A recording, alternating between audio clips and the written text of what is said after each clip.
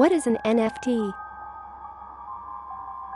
An NFT is a digital asset that represents real-world objects like art, music, in-game items and videos. They are bought and sold online, frequently with cryptocurrency, and they are generally encoded with the same underlying software as many cryptos. Although they've been around since 2014, NFTs are gaining notoriety now because they are becoming an increasingly popular way to buy and sell digital artwork. A staggering $174 million has been spent on NFTs since November 2017. NFTs are also generally one of a kind, or at least one of a very limited run, and have unique identifying codes.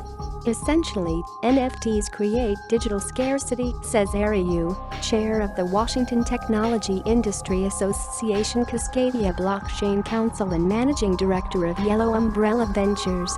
This stands in stark contrast to most digital creations, which are almost always infinite in supply. Hypothetically, cutting off the supply should raise the value of a given asset, assuming it's in demand. But many NFTs, at least in these early days, have been digital creations that already exist in some form elsewhere, like iconic video clips from NBA games or securitized versions of digital art that's already floating around on Instagram. For instance, famous digital artist Mike Winkleman, better known as People, crafted a composite of 5,000 daily drawings to create perhaps the most famous NFT of the moment, Everydays, the first 5,000 days, which sold at Christie's for a record-breaking $69.3 million. Anyone can view the individual images or even the entire collage of images online for free. So why are people willing to spend millions on something they could easily screenshot or download? Because an NFT allows the buyer to own the original item. Not only that, it contains built-in authentication, which serves as proof of ownership. Collectors value those digital bragging rights almost more than the item itself. How is an NFT different from cryptocurrency? NFT stands for non-fungible token. It's generally built using the same kind of programming as cryptocurrency, like Bitcoin or Ethereum, but that's where the similarity ends. Physical money and cryptocurrencies are fungible, meaning they can be traded or exchanged for one another.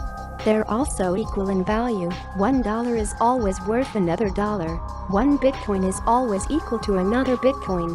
Crypto's fungibility makes it a trusted means of conducting transactions on the blockchain. NFTs are different.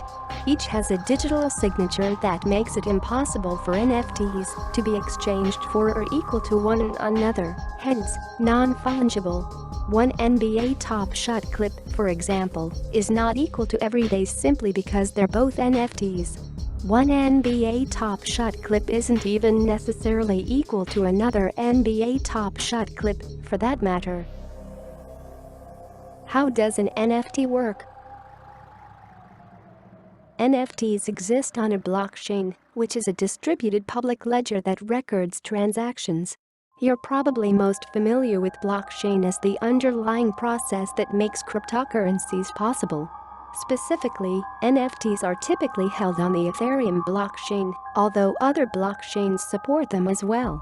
An NFT is created or minted from digital objects that represent both tangible and intangible items, including art, GIFs, videos and sports highlights, collectibles, virtual avatars and video game skins, designer sneakers, music, even tweets count. Twitter co-founder Jack Dorsey sold his first ever tweet as an NFT for more than $2.9 million. Essentially, NFTs are like physical collector's items, only digital. So instead of getting an actual oil painting to hang on a wall, the buyer gets a digital file instead. They also get exclusive ownership rights. That's right, NFTs can have only one owner at a time. NFTs' unique data makes it easy to verify their ownership and transfer tokens between owners. The owner or creator can also store specific information inside them. For instance, artists can sign their artwork by including their signature in an NFT's metadata. What are NFTs used for? Blockchain technology and NFTs afford artists and content creators a unique opportunity to monetize their wares. For example, artists no longer have to rely on galleries or auction houses to sell their art. Instead, the artist can sell it directly to the consumer as an NFT, which also lets them keep more of the profits. In addition, artists can program in royalties, so they'll receive a percentage of sales whenever their art is sold to a new owner. This is an attractive feature as artists generally do not receive future proceeds after their art is first sold. Art isn't the only way to make money with NFTs. Brands like Charmin and Taco Bell have auctioned off themed NFT art to raise funds for charity. Charmin dubbed its offering NFTP, non-fungible toilet paper, and Taco Bell's NFT art sold out in minutes, with the highest bids coming in at 1.5 wrapped Ether, WEP, equal to $3,723.83 at time of writing. 9cat, a 2011-era GIF of a cat with a Pop-Tart body, sold for nearly $600,000 in February. And NBA Top Shot generated more than $500 million in sales as of late March. A single LeBron James highlight NFT fetched more than $200,000. Even celebrities like Snoop Dogg and Lindsay Lohan are jumping on the NFT bandwagon, releasing unique memories, artwork and moments as securitized NFTs. How to buy NFTs? If you're keen to start your own NFT collection, you'll need to acquire some key items. First, you'll need to get a digital wallet that allows you to store NFTs and cryptocurrencies. You'll likely need to purchase some cryptocurrency, like Ether, depending on what currencies your NFT provider accepts. You can buy crypto using a credit card on platforms like Coinbase, Kraken, eToro and even PayPal and Robinhood now. You'll then be able to move it from the exchange to your wallet of choice. You'll want to keep fees in mind as you research options. Most exchanges charge at least a percentage of your transaction when you buy crypto. Popular NFT marketplaces. Once you've got your wallet set up and funded, there's no shortage of NFT sites to shop. Currently, the largest NFT marketplaces are OpenSea.io. This peer-to-peer platform bills itself a purveyor of rare digital items and collectibles. To get started, all you need to do is create an account to browse NFT collections. You can also sort pieces by sales volume to discover new artists. Rarible, similar to OpenSea, Rarible is a democratic, open marketplace that allows artists and creators to issue and sell NFTs. Rari tokens issued on the platform enable holders to weigh in on features like fees and community rules. Foundation. Here, artists must receive upvotes or an invitation from fellow creators to post their art. The community's exclusivity and cost of entry. Artists must also purchase gas to mint NFTs, means it may boast higher caliber artwork. For instance, 9cat creator Chris Torres sold the NFT on the Foundation platform. It may also mean higher prices, not necessarily a bad thing for artists and collectors seeking to capitalize, assuming the demand for NFTs remains at current levels or even increases over time. Although these platforms and others are host to thousands of NFT creators and collectors, be sure you do your research carefully before buying. Some artists have fallen victim to impersonators who have listed and sold their work without their permission. In addition, the verification processes for creators and NFT listings aren't consistent across platforms. Some are more stringent than others. OpenSea and Rarible, for example, do not require owner verification for NFT listings.